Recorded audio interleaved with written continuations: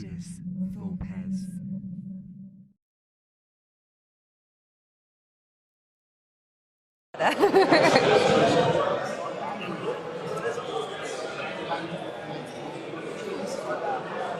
Welcome to Ludus Vulpes. My name's Kirsty and today I'm with EIke from Fyrnwest Games.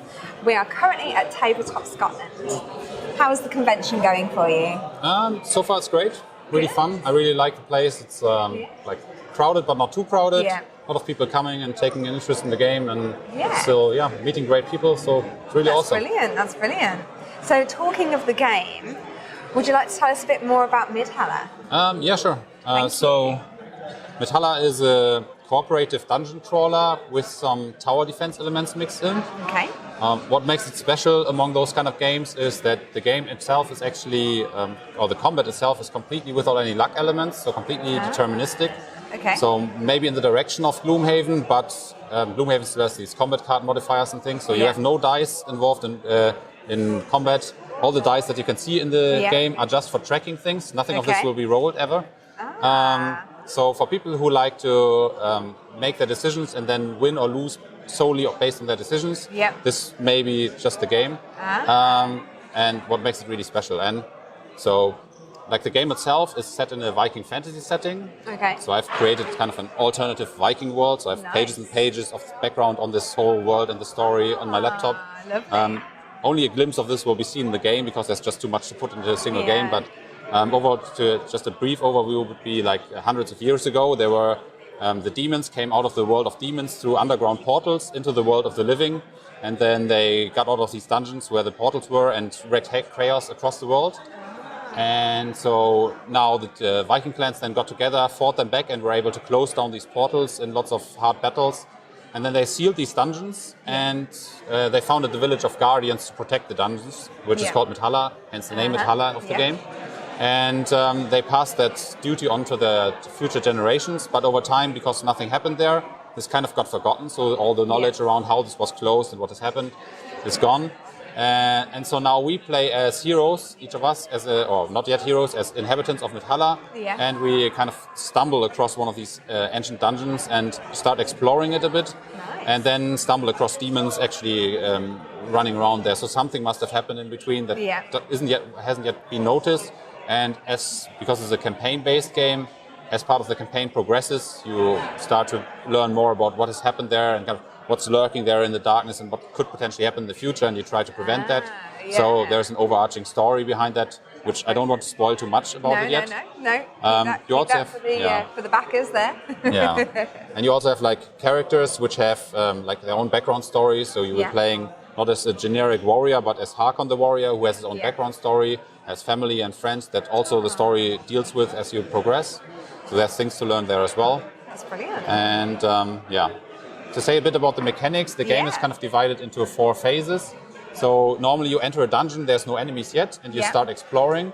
And as you explore, you uncover more of the dungeon, put down more map tiles. And as you explore something, you also have a storybook. And with each exploration, there's some story behind that. So you read something like, that maybe you're going down a dark corridor and there's some torches on the walls, but which look really ancient, haven't been used for a long, long time.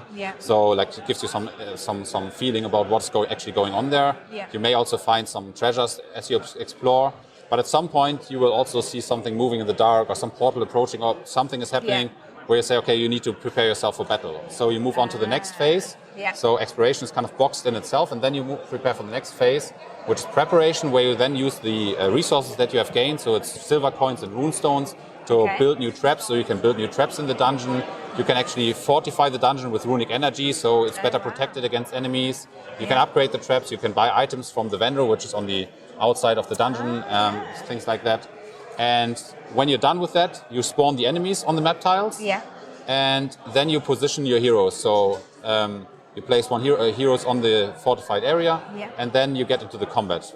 So and then the combat starts, and you have to defend this runic energy, because if ever the runic seals on the portal on the dungeons are broken, then the demons can go into the world, and so you've lost the game. So that's kind of the overall goal, to defend against these enemies, which will start crawling towards the gate.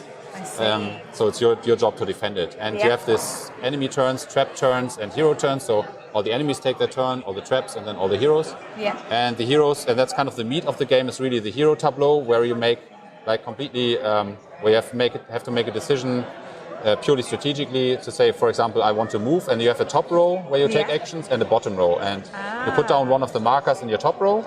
For example, now I would move, and now I, for example, perform an attack. Let's say I have an attack 3. The thing is, though, that my next turn I will need to move that marker. So I will do that again, but I will need to move it. So I have an attack 3 here, but if I use the attack 3 now, maybe next turn I could only do the attack 2 because the attack 3 is blocked.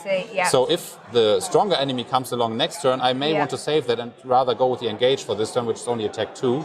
So I need to pre-plan these things. And other heroes also have combinations of skills that they need to do in a certain order to kind of deal the most damage, for example. So the scout that we have here, for example, which we can take a look at, here you can see that the scout has actually an ability which backstab, which does 2 damage, but if you do it in the same turn as the prepare ambush, then it actually deals 3 damage. So you want to combine those abilities. And the ultimate ability here, which is something you can do extra, but only once per game, is something that you could only do if you have this as well. You need to prepare the ambush to actually use this ambush ability up there, which is like a super power ultimate where you can take out a single enemy, which is really strong, but then it's gone as well for the rest of the game.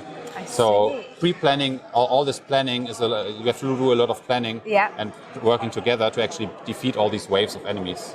And then you level up as well, you gain new skills throughout the scenario, and you fight across 3 of these waves of enemies. And in the end, the last wave sometimes even has bosses who are even stronger and have like very like global abilities or something. So and then once you've done the scenario, you actually have then moving on with the campaign. So you may be unlocking some parts of the campaign, like new traps, new items, new heroes.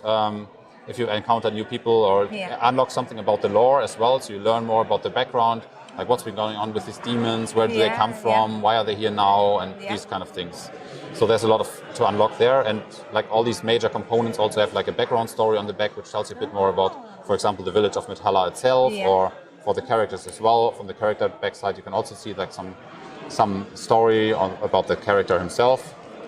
Now, one thing to say is, though, these components are all prototypes, so they're a bit like thinner cardboard, so it will become thicker, of course, for the final version. That's brilliant. So obviously it's a prototype, so that indicates that, you're going to Kickstarter soon?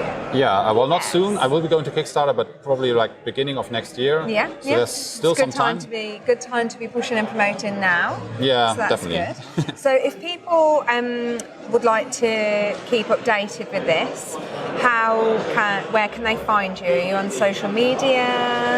Where would they need to sign up? The best location will probably be our newsletter, which you can find under Fyrnwest.com or Midhalla.net as well.